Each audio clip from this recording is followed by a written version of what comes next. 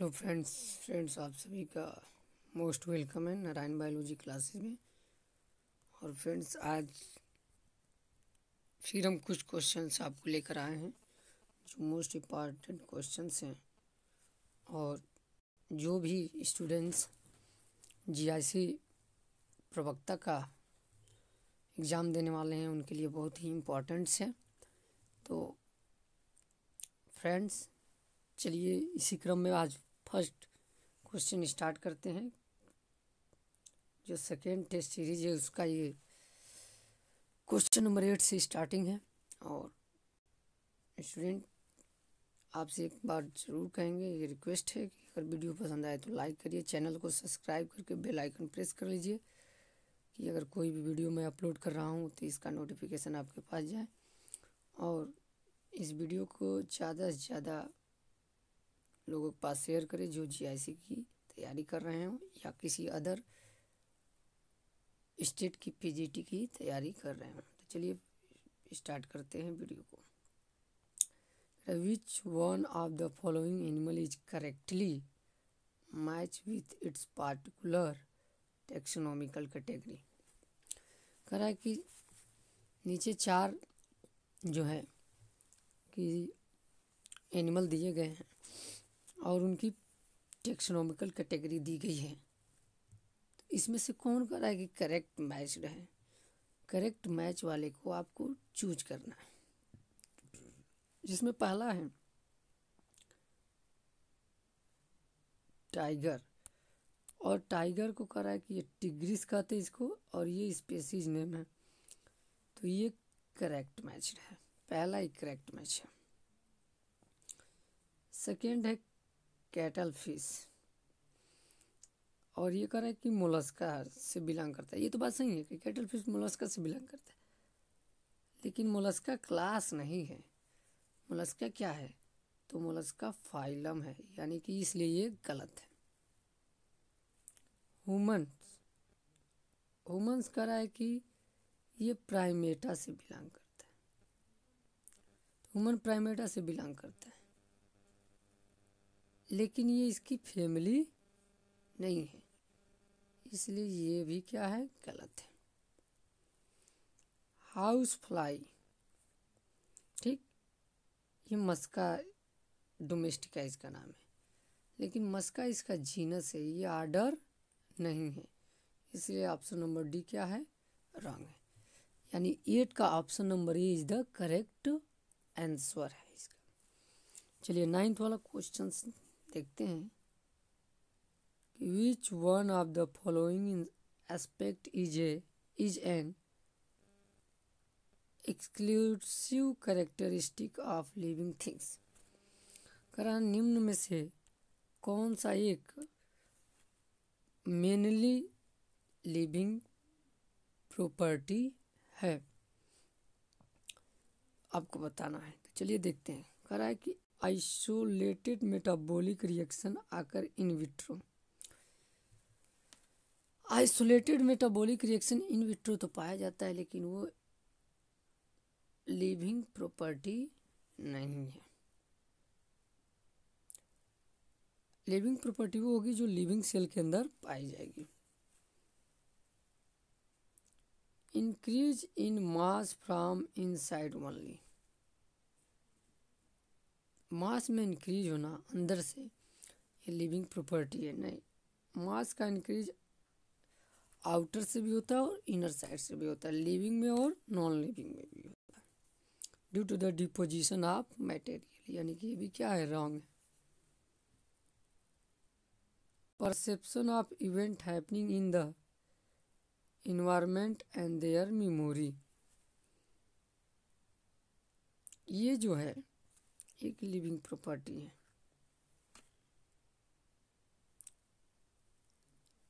क्योंकि जो भी चीज़ें हैं, जो भी इन्वायरमेंट में हो रहे हैं, वो इवेंट लिविंग बीइंग को क्या करता है? मेमोराइज करता है। तो ये इसलिए लिविंग प्रॉपर्टी है। लेकिन वो increase in mass by accumulation of the material both on outer as well as internally, नहीं, ये भी लिविंग प्रॉपर्टी नहीं है। यानी कि 9 का सी इज द करेक्ट आंसर। चलिए अगला क्वेश्चन पूछ रहा है ICBN स्टैंड फॉर, मतलब ICBN का फुल फॉर्म क्या है। तो ICBN का मतलब होता है international code of botanical nomenclature, जो कि फर्स्ट ही ऑप्शन में दिया है, international code of botanical nomenclature, यानी इसका 10th का यही आंसर है। लेकिन अलग क्यों, सब गलत क्यों, क्योंकि इंटरनेशनल कांग्रेस लिख दिया है, इसमें इंडियन कोड लिख दिया है, इसमें इंडियन कांग्रेस लिख दिया है, इसलिए ये सब जो ऑप्शन है वो क्या है, गलत है। चलिए अगला क्वेश्चन देखते हैं फ्रेंड्स। तो अगला क्वेश्चन ये है बायोसिस्टमेटिक्स एम एक्ट। तो अगला क्वेश्चन होगा 11 नंबर का। तो 11 नंबर का क्वेश्चन देखते हैं, 11 नंबर का क्वेश्चन क्या पूछा। 11th नंबर का क्वेश्चन ये है कि the living organism can be unexceptionally distinguish from non living things on the basis of their ability for. कह रहा है कि बिना किसी एक्सेप्शन के लिविंग ऑर्गेनिज्म को नॉन लिविंग ऑर्गेनिज्म से कैसे डिफरेंशिएट कर सकते हैं। तो आइए देखते हैं कैसे डिफरेंशिएट कर सकते हैं। जो लिविंग बीइंग है, कह रहा है कि interact with environment and progressive evolutions. Living और नॉन लिविंग बीइंग दोनों एक दूसरे से इंटरेक्ट करते हैं, और लिविंग बीइंग में टाइम के साथ इवोल्यूशन होता है, ये बात सही है। लेकिन हर लिविंग बीइंग में टाइम के साथ इवोल्यूशन नहीं होता है। सिर्फ उन्हीं में होता है जो सेक्सुअली रिप्रोडक्शन करने वाले जो ऑर्गेनिज्म है, लिविंग ऑर्गेनिज्म है, और जिनमें म्यूटेशन होता है। अब जिनमें म्यूटेशन नहीं होता उनमें इवोल्यूशन नहीं होता है। कह रहा है कि रिप्रोडक्शन जो है कि एक लिविंग प्रॉपर्टी बिना एक्सेप्शन के नहीं, इसके एक्सेप्शन है। बहुत सारे ह्यूमन इस ट्रायल होते हैं, क्या वो लिविंग नहीं है। जो सोशल इंसेक्ट हैं जैसे कि हनी बी, उसमें वर्कर इस ट्रायल होती है, क्या वो लिविंग नहीं है। तो ये भी रॉन्ग है। ग्रोथ एंड मूवमेंट कह रहा है कि ये लिविंग प्रॉपर्टी नहीं, growth and movement living property नहीं है, क्योंकि ग्रोथ लिविंग में भी होती है और नॉन लिविंग में भी होती है। अंतर बस ये है कि लिविंग में जो ग्रोथ होता है इंटरनली होता है due to the cell divisions, लेकिन नॉन लिविंग में due to the deposition of material on the surface होता है। तो इसलिए living property, growth and movement भी लिविंग प्रॉपर्टी नहीं है। बचा ऑप्शन नंबर डी, तो यही इसका आंसर हो जाएगा कि रिस्पांस टू टच ये लिविंग प्रॉपर्टी है। जो डेट कर जाता है उसको आप टच करिए तो भी वो कोई रिस्पांस नहीं करता है। इसका मतलब ये है कि response to touch is the living property. Next question देखते हैं। One of the most important function of the botanical garden is that. कह रहे कि बॉटेनिकल गार्डन का सबसे इम्पोर्टेंट फंक्शंस क्या है। तो पहला ये कह रहा है कि they provide a beautiful area for recreation. नहीं, गलत है ये। रिक्रिएशन के लिए ब्यूटीफुल एरिया तो प्रोवाइड करता ही है, लेकिन इसका मेन पर्पज ये नहीं है। उसके लिए तो हम गार्डन डेवलप कर सकते हैं। दूसरा, one can observe tropical plant there, not, this is also not true, क्योंकि बॉटेनिकल गार्डन में हर टाइप के प्लांट को ग्रो कराए जाते हैं, सिर्फ ट्रॉपिकल प्लांट को यहाँ ग्रो नहीं कराया जाता है। They allow in Situ conservation of germ plasm, ये सही है। दो प्रकार का कंजर्वेशन था। इन सिटू कंजर्वेशन मतलब जो प्लांट जहाँ पाया जा रहा है वहीं कंजर्व किया जाए, और इन सिटू कंजर्वेशन जो प्लांट जहाँ पाया जा रहा है उससे हट के दूसरे इन्वायरमेंट में कंजर्व किया जाए।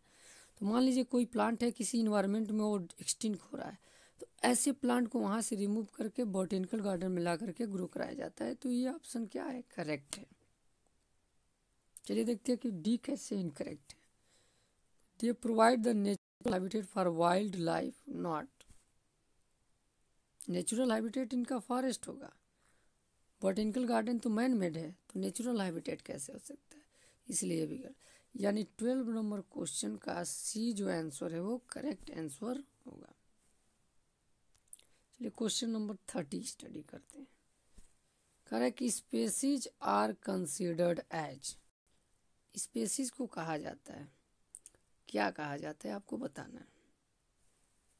तो कह रहा है कि real basic unit of classification, yes, इसे बोला जाता है real basic unit of classification, not lowest unit of classification, क्योंकि स्पेसीज के बाद वैरायटी भी आते हैं।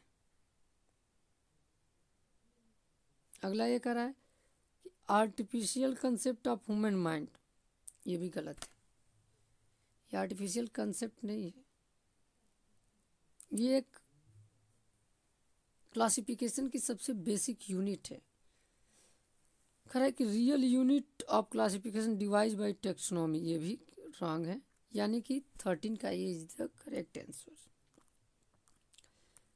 चलिए 13 के बाद जो क्वेश्चन है 14 है। कह रहे कि बायोसिस्टमेटिक्स एम एक्ट, बायोसिस्टमेटिक्स का लक्ष्य क्या है आप बताना है। तो देखो बायोसिस्टमेटिक का मतलब क्या है, किसी लिविंग बीइंग के क्लासिफिकेशन के साथ साथ उसकी इवोल्यूशनरी हिस्ट्री भी जानना और उसके पूर्वजों से कंपेयर करना और उसके कैसे इन्वॉल्व हुआ ये वो लिविंग ऑर्गेनिज्म, इसी का स्टडी हम बायोसिस्टमेटिक में करते हैं। तो चलिए स्टेटमेंट खड़ा है कि the classification of organism based on the morphological character not evolutionary history के आधार पर। फिर क्या है delimitation various taxa of organism and sliding their relationship, no, ये भी गलत। हाँ, the classification of organism based on their evolutionary history and establishing their phylogeny on the totality of various parameter from all field of study, ये जो है इसका correct answer होगा। Identification and arrangement of organism on the basis of their cytological characteristic, ये गलत है। चलिए 15 number वाला 15 नंबर का जो क्वेश्चन है ये स्टडी करते हैं। तो कह रहा है 15 number, Which of the following is less general in character as compared to genus? एक जीनस के कंपेरिजन में सबसे लेस जनरल कैरेक्टर किस में पाए जाएंगे, तो भैया पाए जाएंगे स्पेसीज में। एक स्पेसीज दूसरे स्पेसीज से क्या होगा, डिफरेंस होगा, आर्डर में कुछ कैरेक्टर मैच करेंगे, फिर जैसे जैसे हम आगे बढ़ेंगे उसमें कैरेक्टर क्या होंगे, मैच करते जाएंगे। 16 नंबर का क्वेश्चन है कि the book Genera Plantarum was written by, तो ये ऑनलाइनर क्वेश्चन है। जेनरा प्लेंटेनम बुक जो थे वो बेंथर एंड हुकम ने राइट किया था। फिर इसके बाद नेक्स्ट जो क्वेश्चन है वो नेक्स्ट क्वेश्चन ये है कि taxon is the unit of A group of, कह कि टेक्सान में किस यूनिट के ग्रुप पाए जाते हैं, तो भैया टेक्सोनॉमी के अंतर्गत टेक्सान को हम स्टडी करते हैं। फिर 80 नंबर का क्वेश्चन है कि Linnaeus is credit with, Linnaeus की किस बात की क्रेडिट दी जाती है, तो लीनियस की जो है दी जाती है बायोलॉजिकल नॉमेनक्लेचर के लिए क्रेडिट इनको दिया जाता है। 19 नंबर का क्वेश्चन है, 90 नंबर का क्वेश्चन ये करा है कि सीक्वेंस ऑफ टेक्सोनॉमिकल कैटेगरीज, तो सीक्वेंस ऑफ टेक्सोनॉमिकल कैटेगरी को अगर स्टडी करना है तो सबसे पहले हम स्पेसीज, उसके बाद जीनस, उसके बाद ट्राइब, फैमिली, ऑर्डर, क्लास और डिवीजन को, प्लांटेड डिवीजन नहीं तो एनिमल होता है फाइलम, तो ऐसा क्लासिफिकेशन सिस्टम सी में दिया हुआ है। पहले स्पेसीज, उसके बाद जीनस, उसके बाद tribe, family, order, class, division, ये करेक्ट है। देखिए इसमें स्पेसीज ठीक है, जीनस ठीक है, जीनस के बाद सीधे फैमिली दे दिया, यहाँ स्पेसीज ठीक है, जीनस ठीक है, जीनस के बाद सीधे ऑर्डर दे दिया, यहाँ स्पेसीज, जीनस और फिर फैमिली, तो ये रॉन्ग है।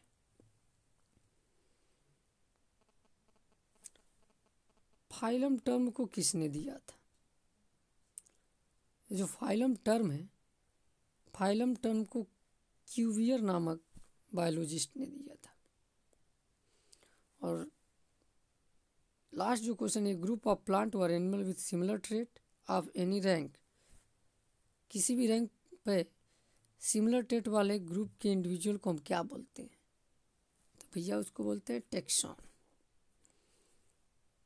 तो ये रहा जो मोस्ट इम्पॉर्टेंट क्वेश्चन थे, जो GIC लेक्चरशिप के एग्ज़ाम देने वाले जो भी मेरे मित्र हैं उनके लिए बहुत इम्पॉर्टेंट है।